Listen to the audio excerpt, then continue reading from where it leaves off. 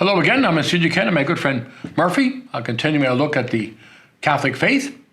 Last week we talked a little bit about the church as our family. Now I want to look at the church in a little bit of a different way. And I'm going to ask Murphy, would you stand up? That's it, stand up, stand up, stand up. What's one thing that Murphy doesn't have that you and I have? And that's why he has a hard time standing up. He doesn't have bones, right? He doesn't have bones like you and I, right? And the bones help us to stand, help us to be strong. Without the bones, we would just collapse. Well, it's the same thing in the church. We have all the people, but we need a little bit of a structure. We need some organization. And Jesus knew that. And so in the beginning, when he created the church, he called some people around him to be not just his followers, but also the leaders who would then eventually build the church. And you remember how many apostles he had? How many, Murphy? 12, the 12 apostles. And out of them, he picked one to be the leader. And his name was Peter. Peter was the first leader of the other apostles. He wasn't better than them, but he had a special role as the leader.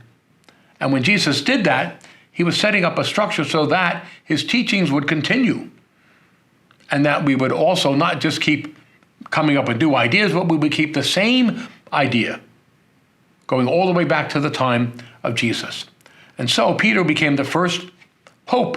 The pope today is the successor of Peter and the leader of the church. And his role is to watch over it all, to keep us all together. Well, the Pope can't do it all by himself, so just like Peter had the other apostles, so also the Pope has people under him, what we call a bishop. And each bishop has a special territory, and that's called the diocese. The diocese is the area that the bishop has. Now our Pope now is Pope Francis. He's the head of the whole church. Our bishop is Bishop David, and he is the head of the Diocese of Trenton. 4 counties in central New Jersey. So we have the Pope, the successor of St. Peter, the bishops, the successor of the apostles. Well, again, the apostles couldn't do it all by themselves. They needed help. The bishops can't do it all by themselves. They need help. So under them, they have also people called priests. Priests represent the bishop in a smaller area called the parish. And there are priests in the parishes to share the faith, to celebrate the sacraments, to represent the bishop and the pope. Well, guess what? Priests can't do it all, so they need help. And so we also have deacons. Deacons were in the early church to help the apostles to spread the faith and take care of the people. So we also have deacons today to help serve the church and to help the priests who help the bishop, who help the pope.